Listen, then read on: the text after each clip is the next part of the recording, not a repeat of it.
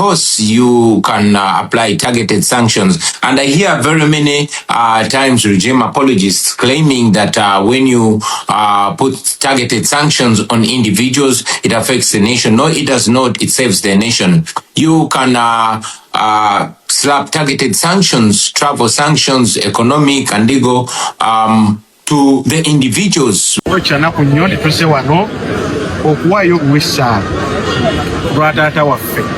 Wenkyukakyuka Dr. Kizza Besigye naye ebisooka byonna ebisinga byonna baabitugyako freedom of expression, freedom of association ne freedom of worship olunaku olwaleero tugenzeeko nti ne oba olina gw'ozzosabira oteekeddwa okubawa ensonga lwaki ogenda musabira singa tufuna obudde obumala abassebo ne bannyabo nandibanyonyodde ebisingawo naye kyannaku nnyo kyannaku ddala okubanga n'abantu be twagala mu Uganda kati tetusobola kubasabira. Minisita omubeezi ow'ensonga z'ebweru w'eggwanga Okello Oryem yategeezezza nti Pulezidenti wa NUP Robert Kyagulanyi Ssentamu alindiridde emisango okuli n'ogw'okulya mu nsi y'olukwe.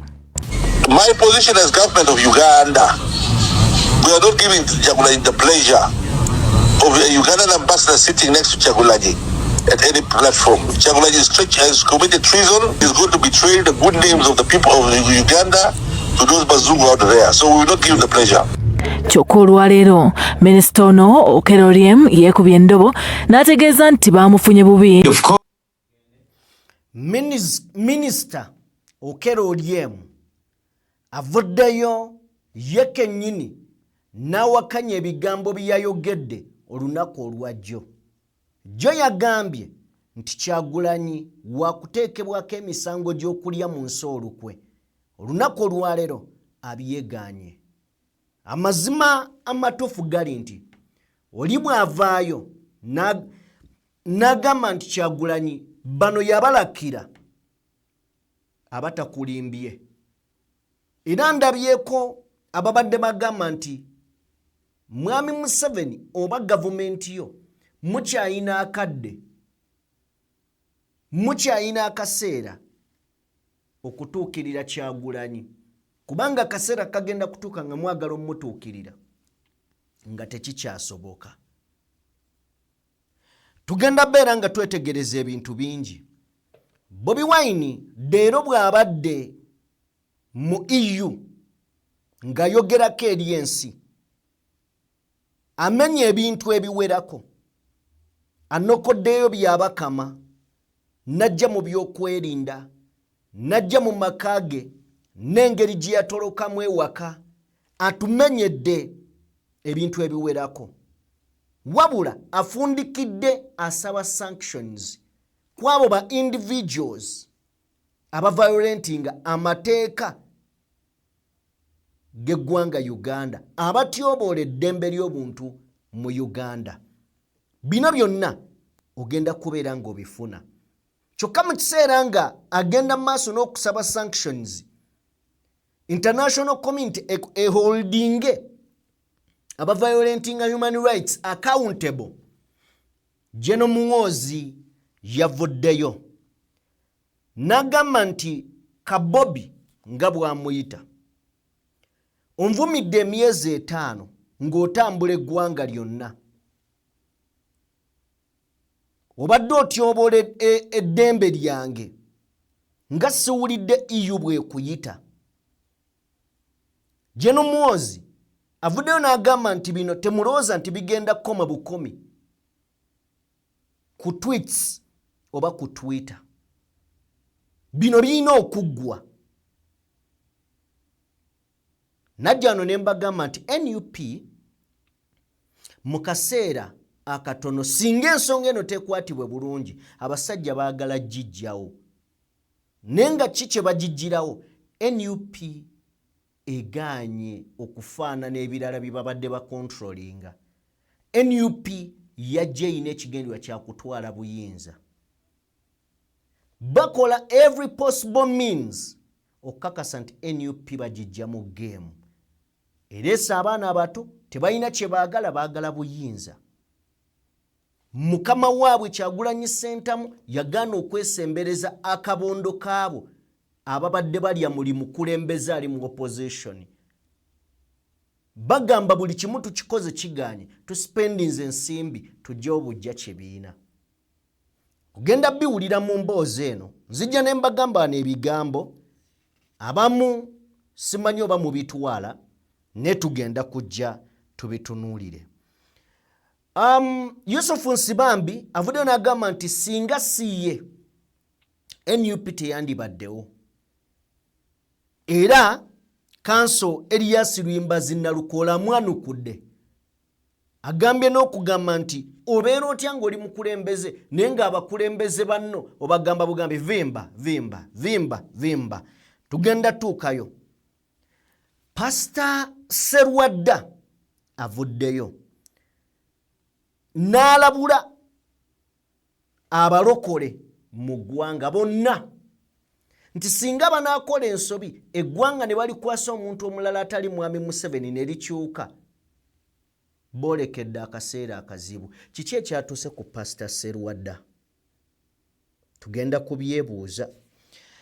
Mu ngeri y'emu tugenda kufuna Dr. Sarah Birete. Muwulidde ku Sarah Birete? Mututte obudde muwuliriza va ku kumuwulira. Dr. Sarah Birete. Oh my goodness. Akoze byonna. Tolama nti Kyagulanyi abadde ajja n'ayogera. Sarah Birete awogoloza. Tugenda beera nga tumufuna. Nkusaba video eno gimaleyo. Nzikiriza tukole mbwe katono nnyo nzije ebigambo tubyogere.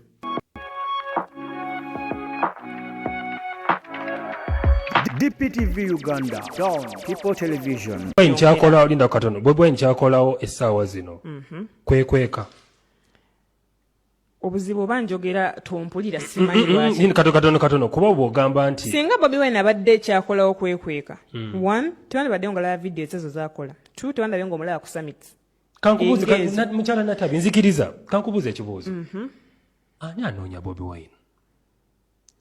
Have you seen the CDF of this country? Ogobererako page ze. Nzigoberera ne wano Twitter. Omanye emirundi emeka gyasibye ng'asaba Bobi Wine either alive or dead. Katika mbuuza ekibuuzo. Ne oba omuntu tomunoonya lwaki amagye tegava mu nnyumba ye. Mukyala Natabi kankubuuze kino. Yes sebo. Bobi Wine senga baali baagala okumutta. Bandi musse. Ng'alina mu campaigns zennyini. Gweza gavumenti esobola kutta Bobi Wine. Kakati oyagala intandika okuwaana gavumenti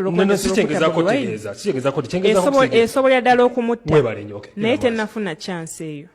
Gozanga yandiyagadde omutta tesobola. Bo si basiru nti bagenda kukwata kamera ng'ensi yonna eraba bamutte obubeera busiru. Kati linako golowooza banoonya ye kumutta ye kwekwekweka. Eyo n'ensonga twandibadde tugitegeera singa bamukutteko. Naye musajja mwebaza nnyo olw'amagezi gayolesezza nti ne gye badde balinze bamukwate ng'ali live. Aya recordinze video n'agiweereza.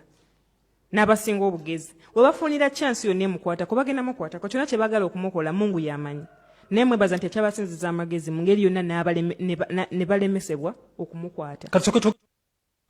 Kansuubire nti omwami ono kino yabadde akikola oba ebibuuzo bye yabadde abuuza ng'abibuuza okwongera okuteeka ebirungo n'okugaziya programu eno kubanga yetuwadde discussion okubeera nga nayo tugyogeddeko.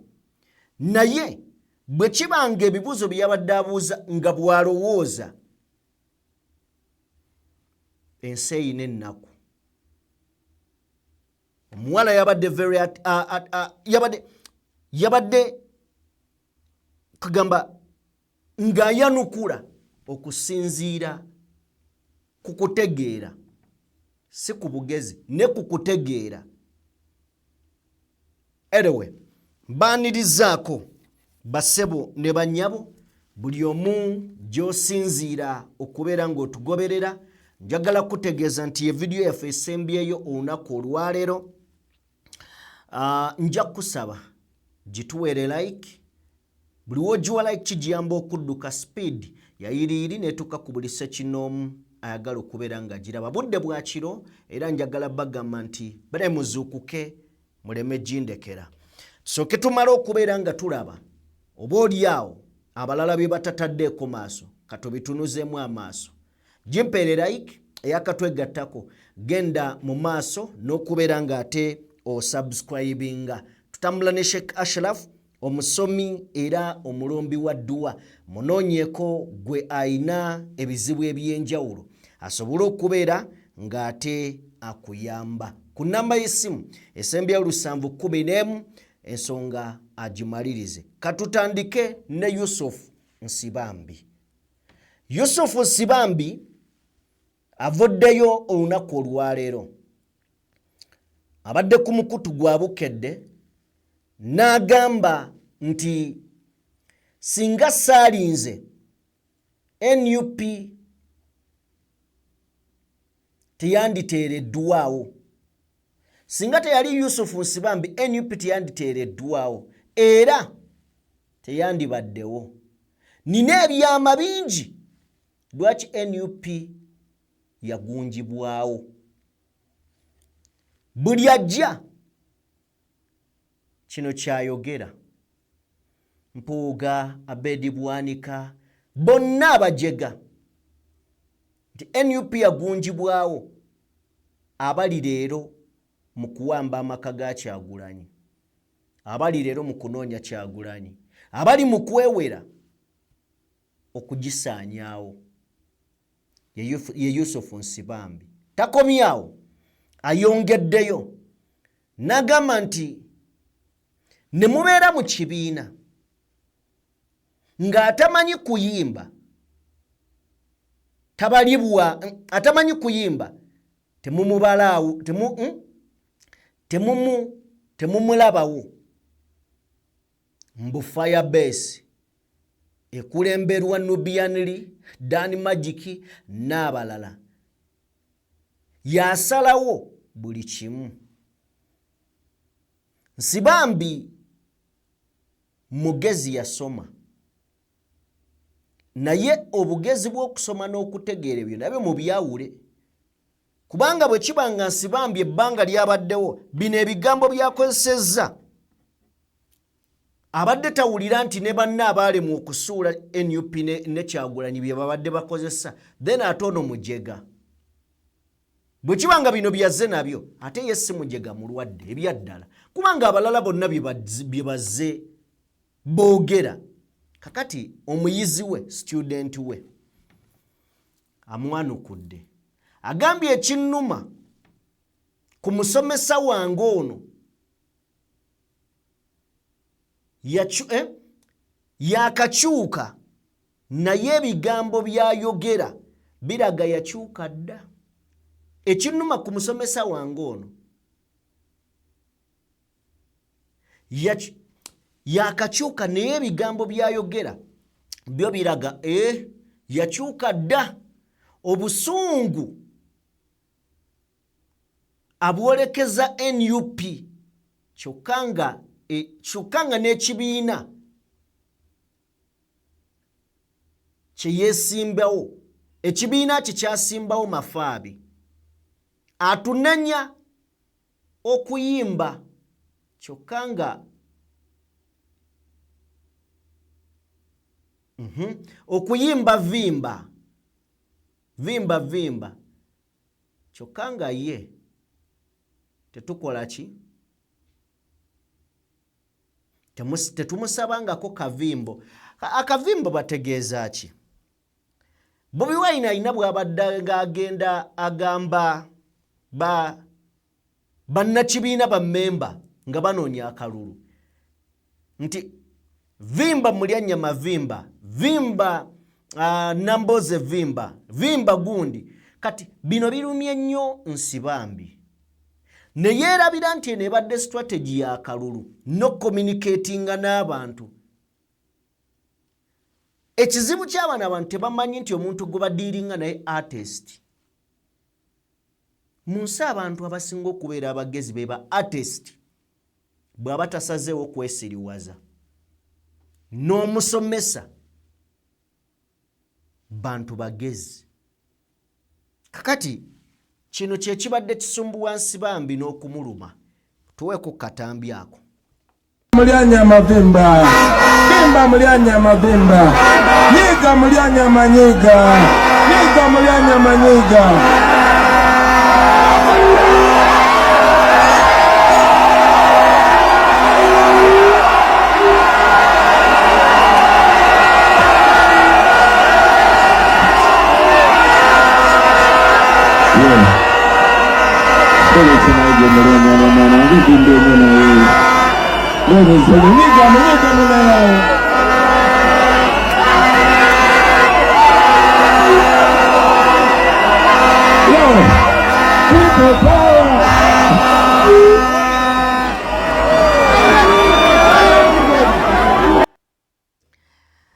Ebyo bye biruma Nsibambi n'abalala. Kino ndowooza nakyo kankijjewo lumu. Kankajjewo lumu. Mumanyi nti nno General Museveni alwana nnyo ensi ereme kulabayo kirungi yadde ekimu eri Idi Amin Dada. Mukigenderera oba nti ne bwe bagamba tuggulewo essomero mu Idi Amin tebasobola ddikkiriza. Tebaliwa layisinsi. Nti ayagala okusiiga ekifaananyi nti Idi Amin tewali kyeyakola n'eki. Kaka kino ekintu njagala okikwata okireete nti Mwami Museveni bwakufunako obukyayi. Obukyayi obwo bulabika. Bw'olaba ebintu byonna ebibadde bidefininga NUP oluwaleero bakikusangamu olunyumya. Olaba ne fulaaga y'eggwanga batuuka okukuba abantu emiggo okubula obbatta. Ey'eggwanga ogitadde ku nnyumba yo boyi bagikuggisayo na kibooko. Kubanga bakkiriza nti buli agiwanise yagiwanika lwa Kyagulanyi. Kakati ojja kisasulira. Yambala ovula ekimyufu otegeere nti buli ekinnyonnyola NUP baagala mpola mpola kiveewo. Nga bw'olaba erinnya lya Amin engeri gye balivugamu. Mwami Museveni bw'akukyawa bw'aba takwagala akakasa nti n'ekikwetooloolerako kyonna kivaawo. Kakati ng'ovuddeyo eyo Pastor Serwadda kama Katonda. Nze simanyi kiri mu basumba baffe mbasajja ba Katonda oba ddala basajja ba Katonda. Kino nkyogera saagala onyiigire gwa omugoberezi we. Njagala kisooke tuwulire. Abadde ayogera ne tugamba nti omusumba ayogedde. Katuwuliriza. Without Museveni, born again faith will vanish. Serwadda. Wuliriza. Pastor Joseph Serwadda of Victory Church Ndeeba alabudde abalokole bonna. Singa obukulembeze bukyuka, church zijja kufeesinga akaseera akazibu. Agamba nti obukulembeze okukyuka mu Uganda, Mwami Museveni n'avaako, church zigenda kusanga akaseera akazibu. Agamba nti mu kaseera akawedde oba mu kalulu akawedde waliwo ebintu ebituuseewo byalabye. Asurvivinze oba biki byonna bye yayita Mukama y'amanyi. Agamba naye akaseera akatono akayise yasurvivinze omugendo ogumu. Mbu yasurvivinze omugendo ogumu. Bigambo bye. Agamba nti obukulembeze bwa Mwami Museveni bulungi nnyo eri enzikiriza. Ndowooza ey'abalokole.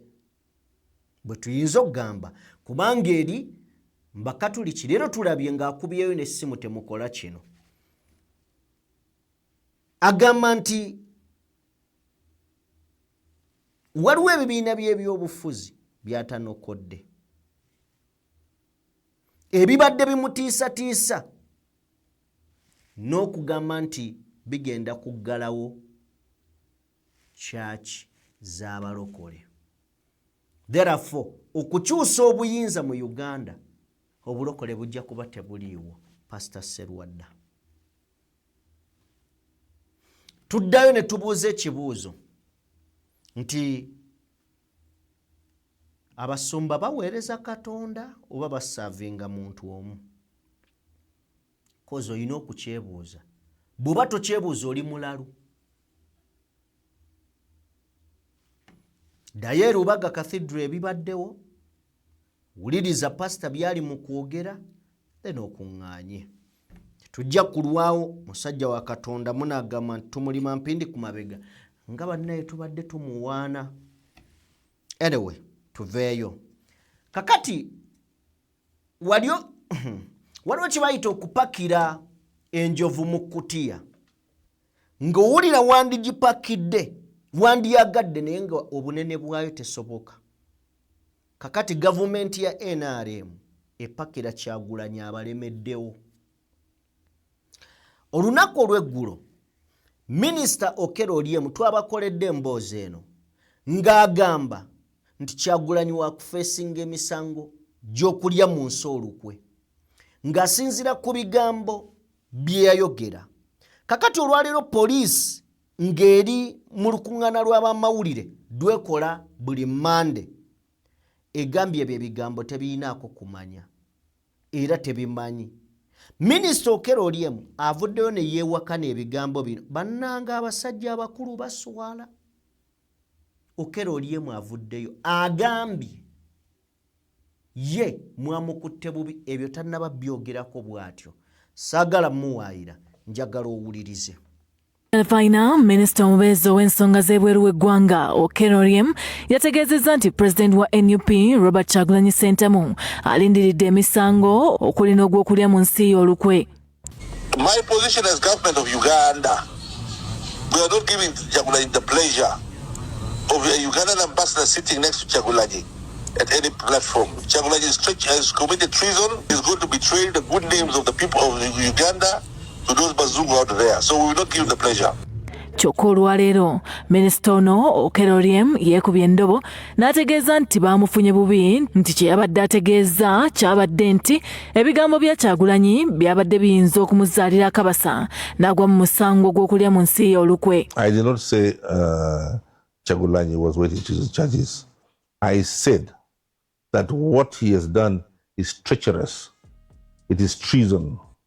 It's very offensive for Kyagulanyi. Having lost elections here, 71% of Ugandans rejected him for the position of the presidency of Uganda. Kyokka ebigambo bya minisita ono n'ebitongole ebikuumaddembe bibisambaze. Ng'asinziira mu lukuŋŋaana lwa bannamawulire ku kitebe kya poliisi Rusoga Kituuma, omwogezi waayo atubuulidde nti Kyagulanyi tannaggulwako musango gwonna era ng'ebyokulya mu nsi y'olukwe bo tebabimanyi. Sinaba kufuna briefing yonna egamba nti Kyagulanyi alina treason charges. Naye ne zimala zibaawo ne bagamba nti bamucharginze treason, nja kujja wano mbategeeze. Kituuma era atubuulidde nti ku byamanyi wadde amaka ga Kyagulanyi gakyaliko abakuumaddembe, bo tebalina kunoonyereza kwonna kwe baatandise ku bigambibwa ku misango egyo era nga singa kinaabaawo baakufulumya amawulire mu bwangu ddala. Nabategeeza wano nti bwe nfuna briefing yonna nzija wano emisana nembawa. So nja kuba mbategeeza nange briefing gye mba nfunye. So at the moment sina briefing eyo yonna. Akulira oludda oluvuganya mu Paalamenti Joel Ssenyonyi nga ye mwogezi wa NUP atubuulidde nti ebyogeddwa bigendereddwa kutiisatiisa boogera ku mbeera ya byabufuzi eri mu ggwanga Uganda. Nti olwokubanga batutiisatiisa nti bwetwogera ku bikyamu ebigenda mu maaso oba olidde mu nsi y'olukwe treason baagala twogera ebirungi byerere awambiddwa abantu tebasibiddwa akalalo tekabbibwa byonna akavuyo akabaddewo kati baagala tusirike nti olwokubanga eyebeera trizoni tetujja kukkiriza tutiisatiisa Shamim n'abakozi. Okay, byebyo nno kakati oli ayinza okugamba gavumenti erina bunkenke bweriko ne muvaayo ne mukola statement ezifaanana bwe zityo n'ogikola eggula ate leero n'ogyegaana noga nti olina bunkenke bassebo muleme kwekaza ebintu bino ate era olina okumanya gwe munnayuganda nti minisita eno teyakoze ensobi. However, ayinza okubeera ng'okugireeta mu public y'ensobi gye yakoze naye okugyogera eyo yo gyeri. Wano basobola okugya ne bagaa tewali amwetaaga tebamwetaaga tebaagala ki naye ekijjula emmeeme akamwa kye kafulumya ago ge mazima ekiri ku mutima gwo kye kifuluma mu kamwa. Anyway, binaabeera bya lulala kakati ebyo ngo bitadde ebbali. General Muhoozi Kayinyi-Rugaba yavuddeyo n'agamba nti Kabobi spend 5 months going around the whole country abusing my human rights. He called me every name under the sun. But I don't see anyone in the EU Parliament or everywhere else condemning him. Nti Bobi Wine yekayise Kabobi amaze emyezi 5 nga yeetooloola eggwanga ng'agenda nvuma atyoboola eddembe lyange ery'obuntu ampise buli linnya lyonna wansi w'enjuba sirabangako EU ng'evaayo nebaako kyeyogera eve yevumirire Kyagulanyi kyabadde akola.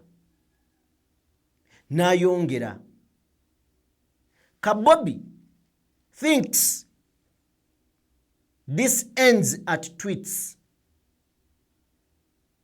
We are soon going to be proscribe NUP as a terrorist organization. Okiwulira ekyo? Nzize nkugamba nti enteekateeka yoweeri just nti bakyabuliddwa ngeri gye bayinza kireeta nti NUP eggaddwa. Nejje n'omuwozi agamba nti Bobi Wine abadde ng'amutyoboola okumala emyezi 5. Ne bannaye bwe tutandika okuweeyinga ebiri ku X ya Jeno Muhoozi n'okwata n'ebya Kyagulanyi. Ani EU gwesaanidde bwe kuba kukwata ekwate. Tubeere b'amazima. Ono ngenda mutuga olunaku bwe luti, ono tugenda mukwata lwe luti. Mukyala wa Kyagulanyi twabadde tunoonya Kabbaake.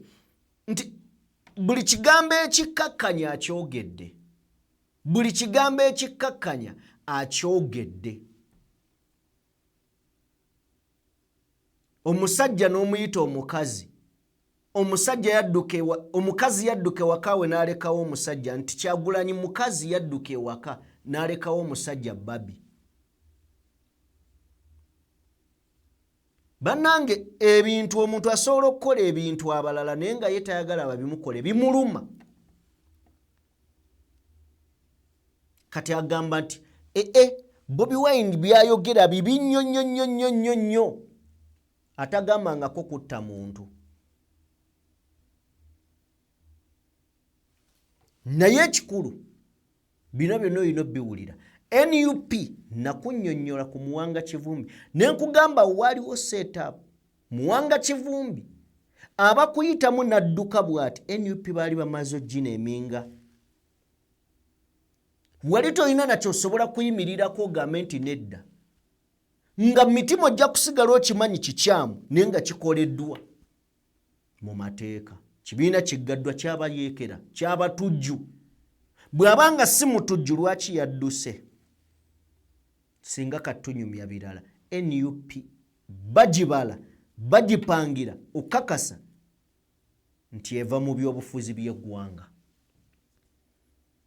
Nsonga ki egisawo NUP? NUP yagana otuula n'abasajja erye nabo ku mmeeza. Bagiteekako abasajja bagiyuze, yo neebayuza. Be baleeta bayuze NUP ye yabayuza. Omukulu naga tunatuukira 2026 nga NUP nagimalawo. Agenza okutuuka 2026 nga NUP emumalawo. Buli kijinji kiyazizika abaana bakikuba ne bakifulumya ebweru nesigala ng'esitandinze. On top of that, okubalaga nti mbasobola omu yakwata abantu mu campaign bonna n'abagamba mugende. Mwe ba MP mugende mu constituency zammwe, mugende mubeere n'abantu. N'atalaga eggwanga bwogu nga gyalaze gyasanga abaliyo n'asumulula. Omusajja aganye okulya ssente, aganye okwogerezeganya nabo, aganye obbawuliriza, ensi emuwulira. Ebigambo abyogedde kati bagamba option tewakyali, tuspendinze ssente bonna be tuziteekamu bagwagwa. Teri asobola musajja. Kati option eryemu kibiina tukijjewo. Ndi NUP ekoze essomero, NUP School of Leadership, twagala kujjako ono ate muleeta abalala mugira mukwata alikulira. Nsonga ki? Nti asomesa abayizi ebyobufuzi. Si ebyobutujju n'ebyobufuzi.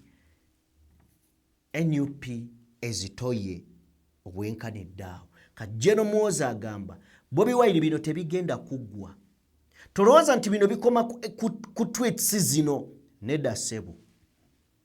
Mu bwangu ddala mugenda kulaba ekijja. Kati bino sikakyali kazannyo ka bwongo. Gano maanyi. Nti njagala kulaga kale kino tukitegeere. Nti Kyagulanyi atekinga step emu.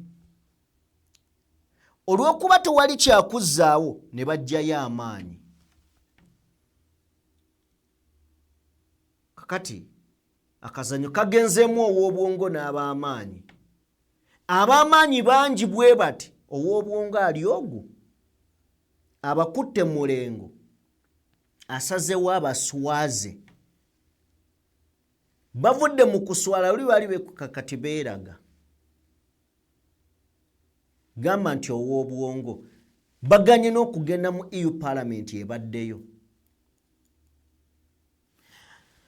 Okay, tugenda beera ngaawo wennyini we tutandikira ensonga za EU. Kati nno gwe abadde atandise okusumagira nja kukusaba tuula otereere wano we tugenze. Robert Kyagulanyi Ssentamu olunaku olwaleero ayogeddeko eri EU okutwaliza wamu n'ensi yonna. Bobi Wine atandise ng'abuuza nga yeebaza Parliament eno ya EU agyebazizza okubeera ng'ekuumidde eriiso lyayo ku ggwanga erya Uganda. Banywanyi baayo agamba nti buli kadde we tulaba nga our development partner bakuumidde eriiso lyabwe, kituwa essuubi nga mukuumidde eriiso lyammwe ku ggwanga Uganda. Kituwa essuubi, kituwa essuubi era tukiweera ddala ekitiibwa, tetukitwala just for granted. Kyagulanyi Ssentamu ayongedde agambye mpa ekitiibwa EU nga ba important partner, tubawa nnyo ekitiibwa ate era tubaagala nnyo. Twagala enkolagana eno gye tuyina eriwo wakati wa Uganda ne EU esigalewo ng'egasa EU ne bannayuganda, so si Museveni atali mu mateeka. Esigalewo ng'egasa bannansi. Enkolagana ya EU ne Uganda esigalewo ng'egasa bannansi. egasa EU bannansi so si Museveni atali mu mateeka, kitegeeza atali mulonde mu mateeka. N'ayongera n'agamba nti nkyali mu dduka okuva nga ennaku z'omwezi 16 omwezi oguwedde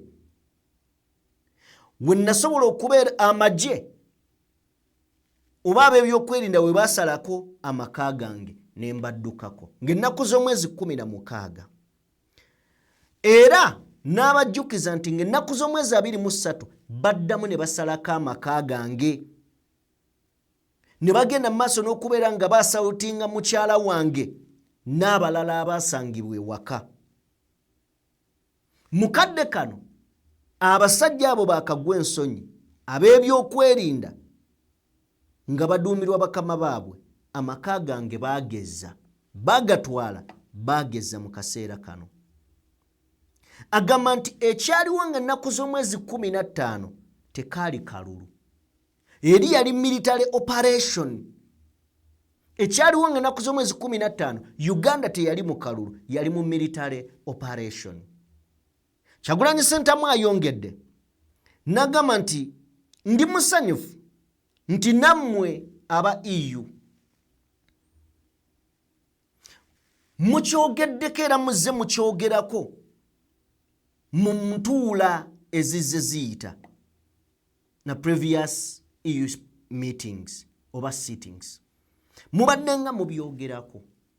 Tetwetaaga kubajjukiza nti internet yagibwako mu Uganda okumala ennaku 3.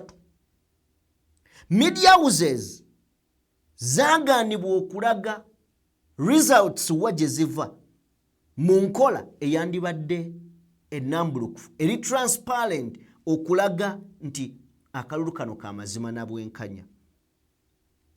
Yayongeddeyo n'agamba nti ndi wa mukisa nti Dr. Sarah Birete naye waali ku live eno era mu meeting eno Dr. Sarah Birete yakwatibwa era victim.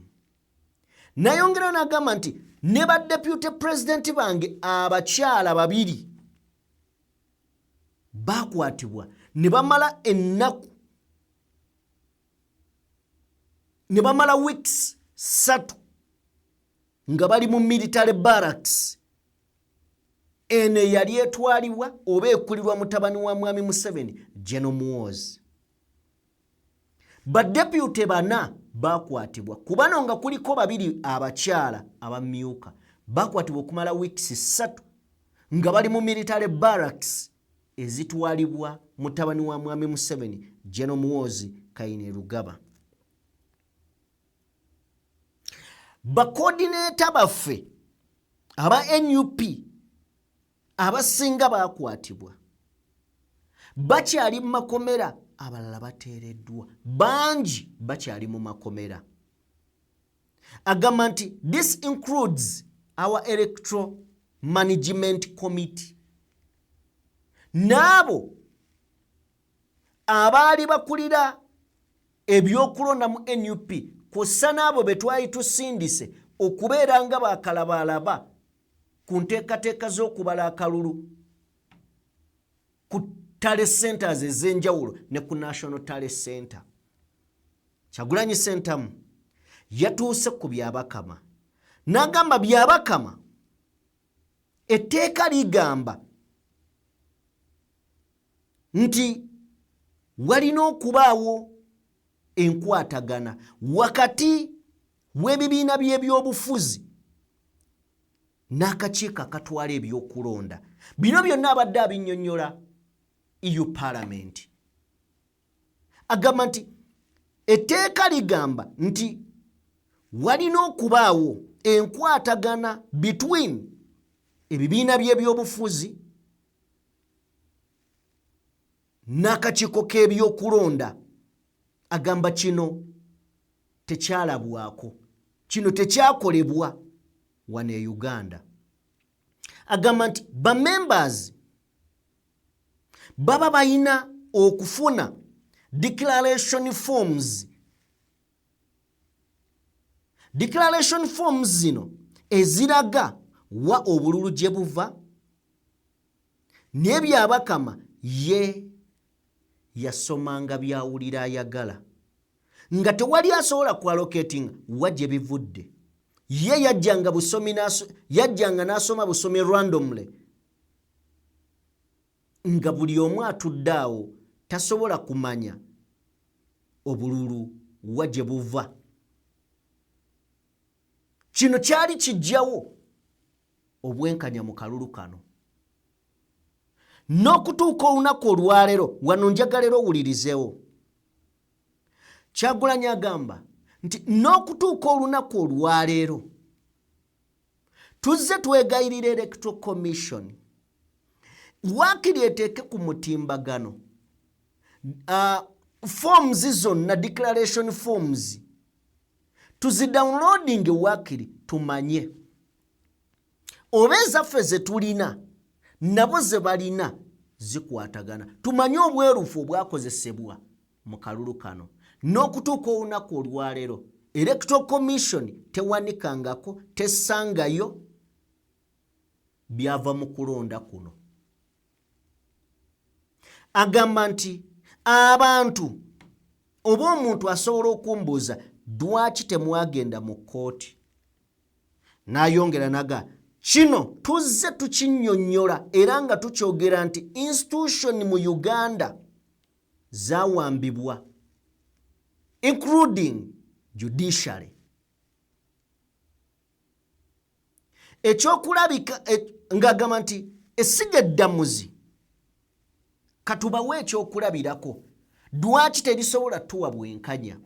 N'agamba ekyokulabirako appointment eya Chief Justice aliko. He was appointed by General Museveni ng'ali mu faamu ye. Chief Justice bamu appointingira mu faamu. Osuubira obwenkanya awo? Nga mazima gali nti obwenkanya buyinza obutafunika. N'agamba nti ezo ze zimu ku nsonga lwaki tetwesiga sigaddamuzi mu Uganda. N'ayongerayo n'aleeta ensonga endala.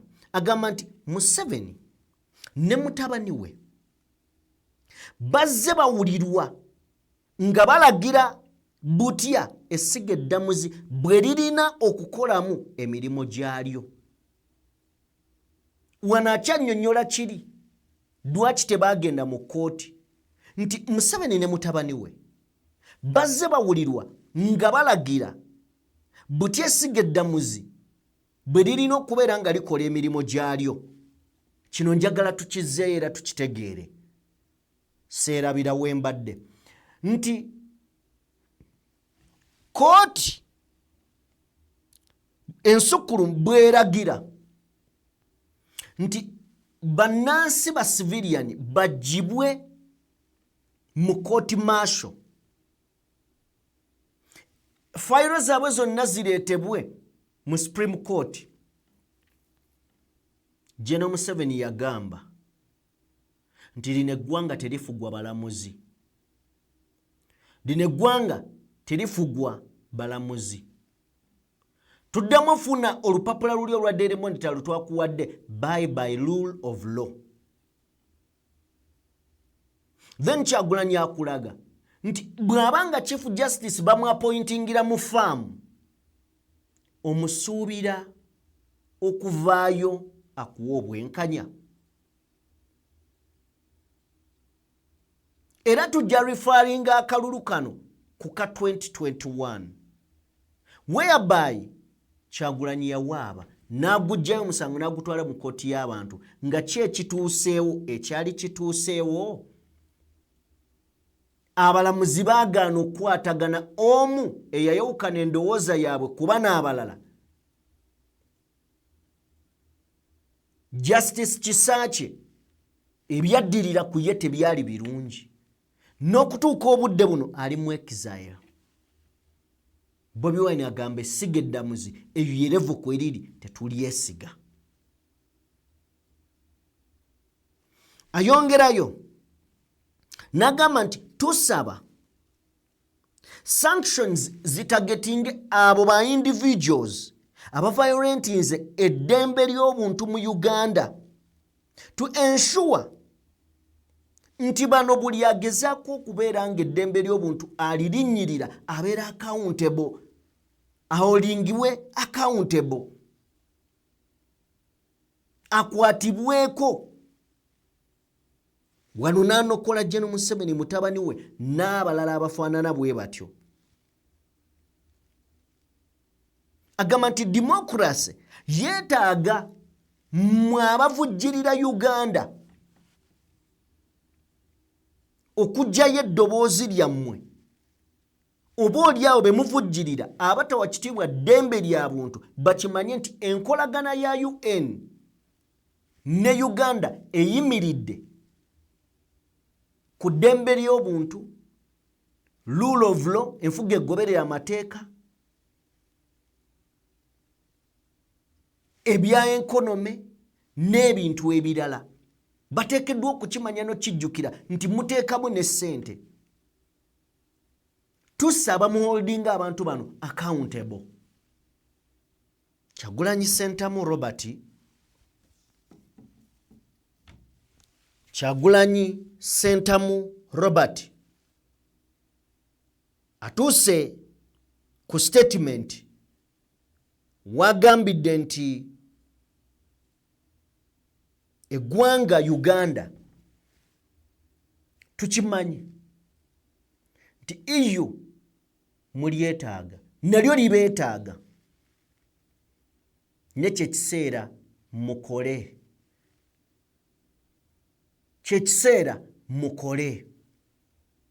Then waliwo omwami oyo ayina statement gy'akoze, eyo yo njagala ngikuwa giwulirize bulungi. It was like ekibuuzo, but waliwo ekibuuzo omuntu kyaleeta ng'ayagala of course oyogere by'ayagala, then kino ekibuuzo kibadde direct eri government era ng'agamba yalowooza ye lwaki mbyogera sooka omutuwe. Bring stability to the region by engaging with neighbors and by hosting refugees from neighbors, and at the same time being horrible to its own opposition to people that engage in civil society. In a way, this country has kind of a split personality, being good at this on the one hand and mean to the inside, and that this state is a state as a booty for the Museveni family, and the regime can be seen today. Today there was planned to be held a Catholic Mass in the Lubaga Cathedral for political prisoner, Dr. Kizza Besigye, and other political prisoners that has been cancelled on the last minute by the Archbishop, probably because he got a call that it would be wise not to do this. For me, this shows that this is not a free country. And I can only say that for me, there's no transparency in those elections, and already acknowledging the results of that such a fraudulent election is taking part in supporting a regime that is, from my point of view, not duly elected. So I think that that we are already too positive on that note as a European Union. So. It's said several times that the Ugandan constitution is very clear on the provisions, but apparently nobody cares, at least from those who are in the regime. So my question to our friends in Uganda is, what can we do further to support democracy and rule of law and human rights in Uganda, a part of doing what we do today, which is putting light to this situation. You request for targeted sanctions. My question to BAS is what is hindering us if we... Bw'obanga owuliriza omwami ono agamba nti akujjiddeyo ebibadde leero e Lubaga Cathedral, n'agamba nti bwabaddeyo okusabira Dr. Kizza Besigye ne ba political prisoners abalala. But Archbishop receiving essimu okuva eri Mwami Museveni ng'eyimiriza okusaba okwo. Omwami ono akugambye nti tumi ndowooza nti kino kiraga nti akalulu tekaali ka mazima na bwenkanya. Era akwongereddeko n'akugamba nti kino tebasobola kubeera nga bakikkiriza. Agamba nti ife kikye mwandyagadde tukole okusukka ku bino bye tukoze olwaleero. Kiki kye mwandyagadde nga iyo tukole okusukka ku kino kye tukoze olwaleero oba olyawo ne bye tuzze tukola. Then awo Bobi Wine we yayingiridde mu nsonga ya kiki kye mwagala tukole. Naye wulira wonna omusajja waakuzimbidde emboozi. Akugambye nti byonna bino biraga nti tewaliwo kalulu k'amazima na bwenkanya.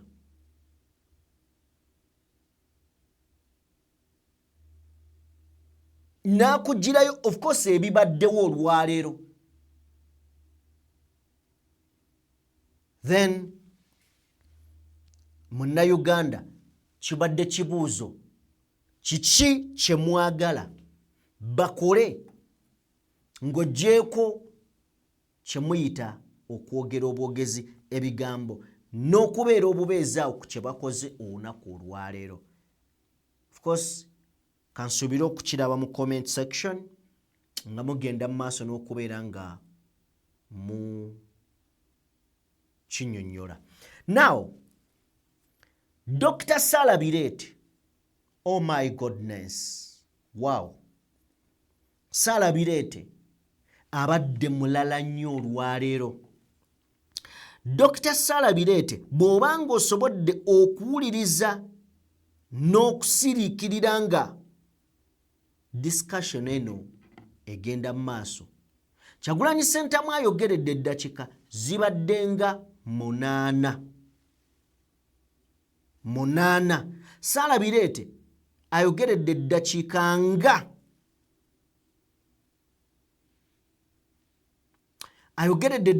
nga 12 n'omusobyo. Naye njagala bagamba bassebo ne bannyabo Dr. Sarah Birete ebigambo abireese. Si ebireete, ebigambo abireese. Nja kusaba gwa mpuliriza era ndaba owulire ebigambo bya Dr. Sarah Birete. Sigenda kubinyegako yadde. No. Njagala gwe kennyini obyewulirire nga abyeyogerera. Ojja mutuwa. Hello. Thank you so much, and I wish to add my voice to that of Honorable Robert Kyagulanyi to thank you for the interest you're showing in the plight of Ugandans under a context of declining democracy. I want to start by re-echoing the values of the EU as enshrined under Article 2 of the European Union Treaty. And these are the values that we look up to. The values of human dignity, the values of freedom, democracy, equality, rule of law, and respect for human rights. The same values are enshrined in our constitution in Uganda, and they guide our work as a constitutional watchdog, the Center for Constitutional Governance, and the human rights defender, and the work that I do as a chairperson of the Global Network for Domestic Election Observers. On 30th December, I was not feeling well. I was in bed sleeping. I was awakened by the children that police had sieged our home. About 30 police and military officers had surrounded our home. 15 of these officers entered into the compound and were captured by the CCTV camera at my home. 5 of these officers entered up to my bedroom where I was sleeping under medication with two guns. As I woke up to take a shower in my bathroom, 2 armed officers kept guard on my open bathroom, violating my right to privacy, violating my dignity. I was incarcerated for 3 days at Mnatete police station under difficult conditions of restricted access to family and lawyers. My child, I was allowed my son and my niece to bring me meals, but they would be held for more than 3 hours before serving me a simple meal, yet I was undergoing heavy medication in incarceration. I was denied legal representation. My lawyers only met me a few hours on 1st of January, a few hours to interrogation. During interrogation, I had 4 lawyers present at the police station. I was denied legal representation. I was alone. And 1 lawyer was told to sit outside and he will be invited by the police if needed. Yet Article 23 of the Constitution provides that any person suspected of having committed a crime is entitled to legal representation, access to family, lawyers, and doctors. I was denied. All my visitors were chased away. I was held 2 days without knowing the offense I had committed, and when it clocked 44 hours in detention, that's when an officer came to interrogate me, and I was asked questions regarding the president and his son, and the media interviews I do as part of my work in advocacy. During arrest, all the phones that were in my home, including those of my children, were wrongly confiscated by the police in a scuffle that led to assault of my children, and the phones of my children were held for more than 1 month, and they were left at home with no means of communication. My phone is still in police custody, and I have started experiencing digital impersonation. My handle on TikTok, my personal handle, has been brought down by hackers, yet it's registered in the phone that is with the police. 3 different accounts have been opened in my names using my biodata and my place of work, and they post offensive communication using deep fakes. The communication is related to what I was interrogated about. 2 of these accounts were opened when I was in detention in prison. And with my phone in the hands of police and with digital impersonation, I don't know what else they are doing regarding my personal data and communication. Towards elections, I was profiled as a highly dangerous person because of the work that I do as a chairperson of the GENDEM, chairperson of the Eastern Horn of Africa Election Observers Network, vice chairperson of the Africa Elections Observer Network, and president of the East Africa Civil Society Forum. The security thinks that this work that I do in the region, on the continent, and at the global level is dangerous, and it warrants me being treated as a terrorist because of promoting democracy and human rights.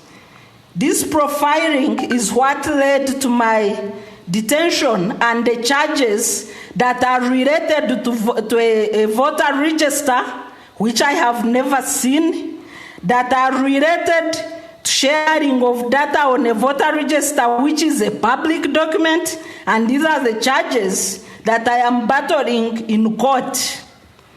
When you look at the work, the characterization of my work, during travels at the airport, some random security officers would ask me what I do and why I travel so much.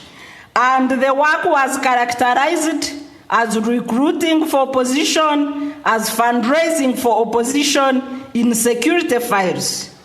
This is how I became a target of regime harassment. The unwritten offenses by the military and the security agencies in Uganda is that if you are a promoter of democracy and human rights, then you are a dangerous person to the government of Uganda. Our constitutional watchdog, the organization that I head locally, capitalizes on demanding for accountable leadership in line with the Constitution of Uganda. But calling out to the regime to account on human rights violations on several media platforms is what rendered me to be branded as a criminal in Uganda.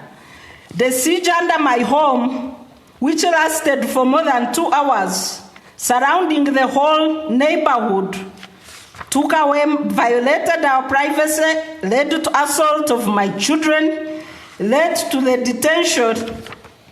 detention of their phone, and depriving them of a right to communicate or study, including those that were engaged in online studies. I will now embark on the plight of civil society organizations in Uganda.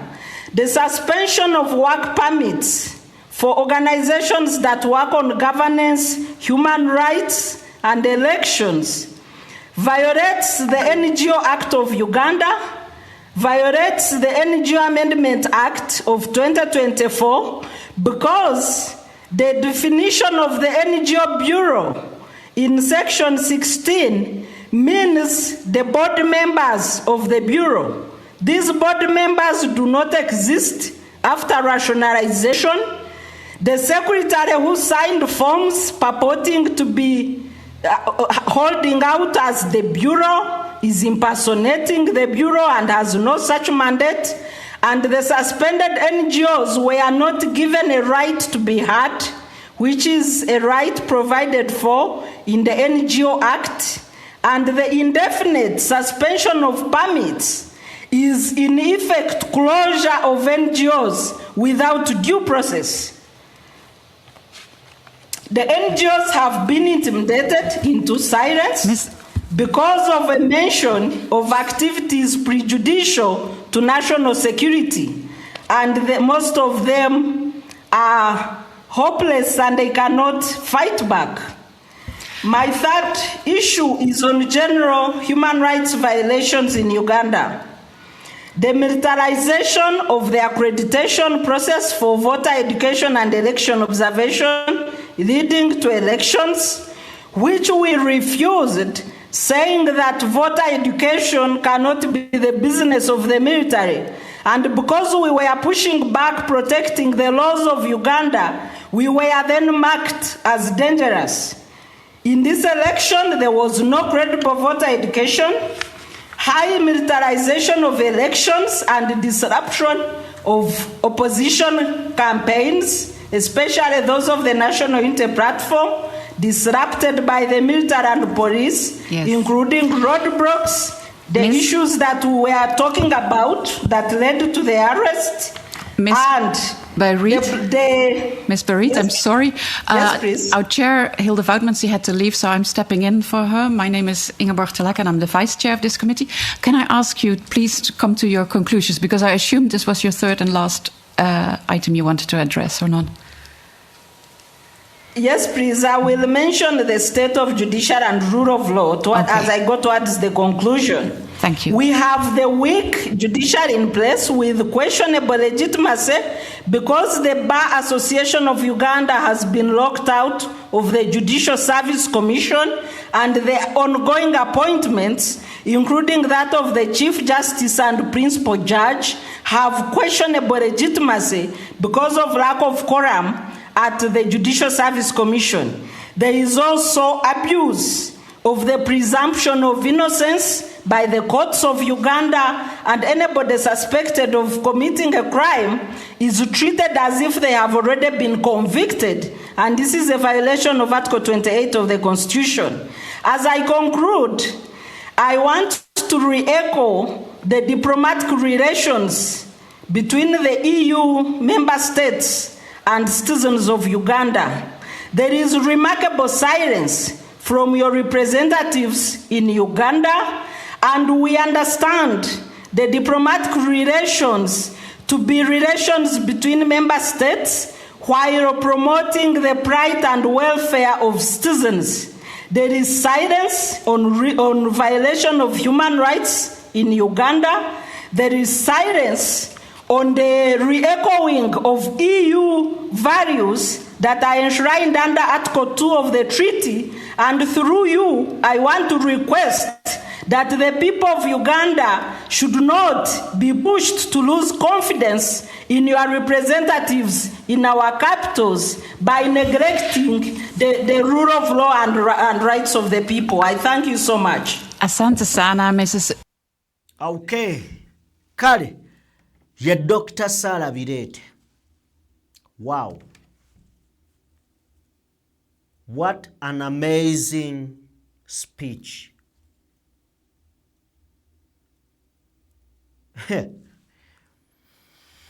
Byonna byogedde.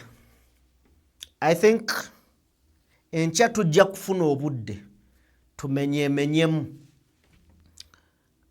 Onoonya ki ky'oyinza okujja mu bya Sarah Birete nakyo ne kikubula. Enkya tujja gimenyaamenyamu. But today, let us call it a day.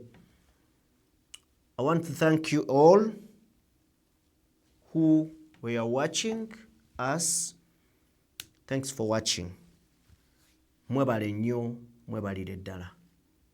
Yenze Sajjime, badde ne Morgan Kulenzi, yali ku mapeesa, banaye musule bulungi. Katonda abatukumire. We love you all.